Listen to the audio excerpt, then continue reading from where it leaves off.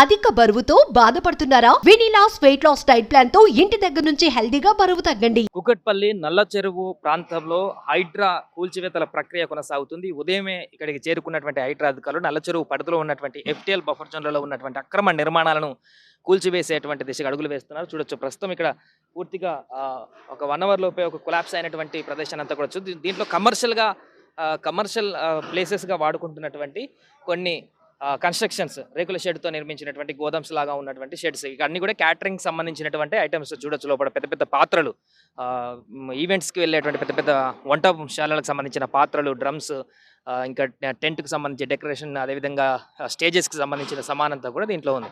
So పూర్తిగా దీని అంతా కూడా కొలాప్స్ చేశారు. ఇదంతా కూడా ఎఫ్టీఎల్ పరిధిలో ఉంది, బఫర్ జోన్లో ఉందనేటువంటి ఉద్దేశంతో హైడ్రా కూల్చివేతలు చేస్తున్నటువంటి ప్రక్రియ మనందరికీ తెలిసిందే. పూర్తి కొలాప్స్ అయింది. ఇప్పుడు కనిపిస్తున్నటువంటి ఈ బిల్డింగ్ కూడా ఇది కూడా ఇప్పుడు కూల్చివేస్తున్నారు.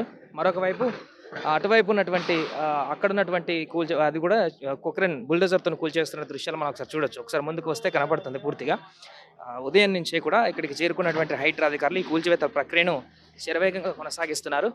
సో ఇప్పుడు తాజాగా మరొక వైపు ఉన్నటువంటి గోదాం సింబల్, అది ఇంటీరియర్కి సంబంధించినటువంటి గోదాం, హోమ్ ఇంటీరియర్స్కి సంబంధించినటువంటి గోదాం, ఆ గోదాంని కూడా ఇప్పుడు బుల్డోజర్స్ కూల్చివేస్తున్నటువంటి విషయాలు మనం చూడొచ్చు. పూర్తిగా ఈ ల్యాండ్ అంతా కూడా ఆక్యుపైడ్ ల్యాండ్ అంటూ కూడా, ఆక్రమించినటువంటి ల్యాండ్ అంటూ కూడా చెప్తున్నారు. మాట్లాడదాం సార్, మీరు లోకలేనా?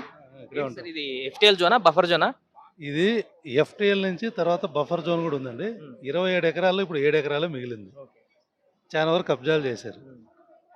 ఎంఆర్ఓ ఆఫీస్ వాళ్ళు ఏం చేస్తారు, ఇన్నేళ్ళు అయింది. కడుతూ ఉంటే పర్మిషన్ ఇస్తారు, పోల్స్ వేస్తారు, కరెంట్ ఇస్తారు, డ్రైనేజ్ ఇస్తారు, అన్నీ ఇస్తారు. వీళ్ళేం పాపం ఇప్పుడు రెంట్ కోసం వచ్చారు, వాళ్ళు బుక్ అయిపోయారు. పార్క్ కూడా ఇచ్చారంట కాలనీకి ఆడుకోవడానికి. ఎట్లా ఇస్తారండి? వాళ్ళే కొట్టేస్తుంటే వాళ్ళు ఎట్లా ఇస్తారు? ఎవరు వేయలేదండి, పర్మిషన్లు ఎక్కడ వేయలేదు. దేనికి పర్మిషన్లు ఉండవు. ఇచ్చారు అంటే డబ్బులు తీసుకొని ఇచ్చుంటారు. అదే ప్రజల కోసం అవసరమైనటువంటి కబ్జాలు చేస్తున్నారు. అన్నీ ఏం చేస్తారో తెలియదు. హైదరాబాద్లో ఈ మాత్రం చేస్తున్నారు, సంతోషం. అంటే ఈ ఇందులో ఉండేటువంటి అంతా రెంటల్స్ ఓనర్స్ వేరే ఉన్నారు. బట్ మాకు ఇంటిమేషన్ ఇస్తే మేము లోపల సామాన్ తీసుకుంటాం కదా అని ఆవేదన వ్యక్తం చేస్తున్నారు. గవర్నమెంట్కి ఒక పవర్ ఉంటుందండి. చెరువుల్లో కట్టుకునేటప్పుడు మా పర్మిషన్ అడగలేదు, ఇప్పుడు మేము ఎందుకు ఇస్తామంటారు?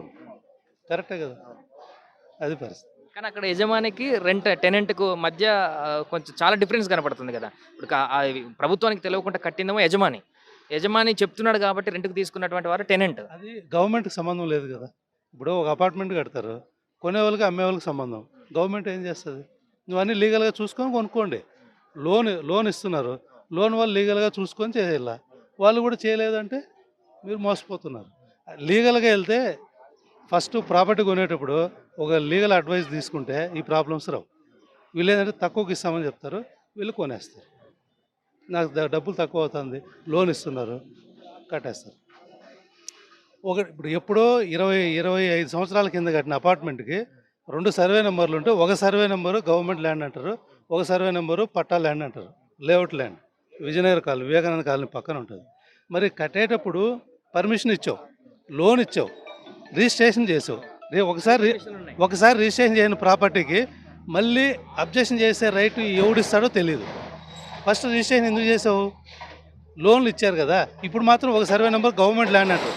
గవర్నమెంట్ ల్యాండ్ అంటే మొత్తము ఇండ్లే ఉన్నాయి, అక్కడ అన్ని అపార్ట్మెంట్లే ఉన్నాయి. మరి గవర్నమెంట్ ల్యాండ్ అని చూపిస్తాను, మరి ఏ ప్రొడక్ట్ చేస్తావు నువ్వు? అట్లా వ్యవస్థ పుల్లు పట్టుకుపోయింది. డబ్బుల కోసం వ్యవస్థకు నాశనం చేశారు. ఇదేంటి సార్, దాంట్లో ఏముంటాయి? ఇటరండి సార్, ఈ ఇంటీరియర్స్ అయినా ఏముంటాయి దాంట్లో గోదాంలో?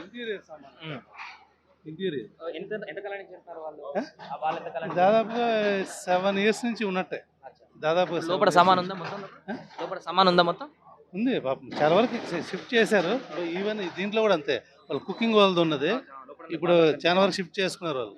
ఇంకోటి పాపం వాళ్ళు బాధ్యులు. ఇప్పుడు తప్పదు, చెరువుల్లోకి వస్తే ఎవరైనా.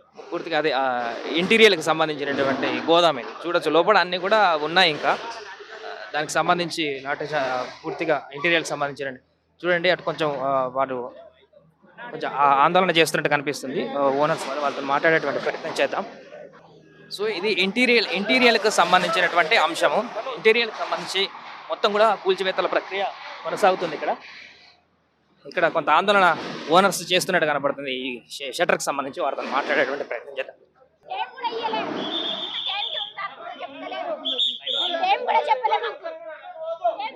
ఏమైంది ఏమైంది సార్ ఇది అది ఎంతగానో అన్యాయం సార్. ఇది నోటీస్ లేదు, ఏం లేదు, అసలు ఏ ఇన్ఫర్మేషన్ లేదు.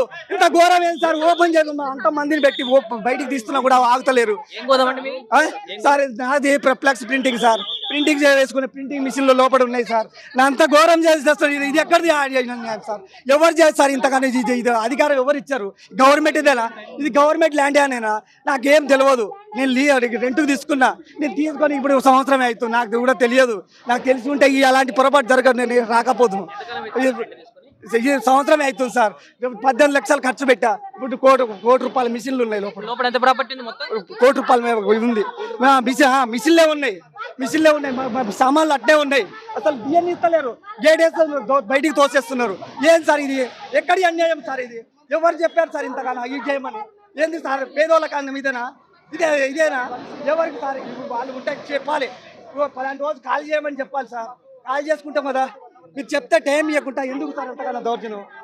ఎవరికేమన్నారండి? ఎంతకాలం నుంచి ఉంటున్నారు ఇక్కడ? 1 ఇయర్ అయిందండి మేము వచ్చి. ఎంత సామాన్ ఉంది లోపల? ఎంత వాల్యూ సామాన్? లోపల అన్నీ ఉన్నాయి. ఇంకా 10 లక్షల సామాన్లు అట్నే ఉన్నాయి. 15 లక్షల సామాన్లు ఉన్నాయి. ఇవ్వ కోటి రూపాయల మిషన్ ఉంది సార్. ఇవ్వ కోటి రూపాయల మిషన్ బయట తీయనిస్తలేరు. చెప్పలేదా ముందు? ఒక గంట ముందు కూడా చెప్పలేదు? చెప్పలేదు. అసలు ఎవ్వరు ఇన్ఫార్మ్ చేయలేదు. మేము ఇక్కడ రాకపోవు. మేము బతకడానికి వచ్చినాం. మేము బతకడానికి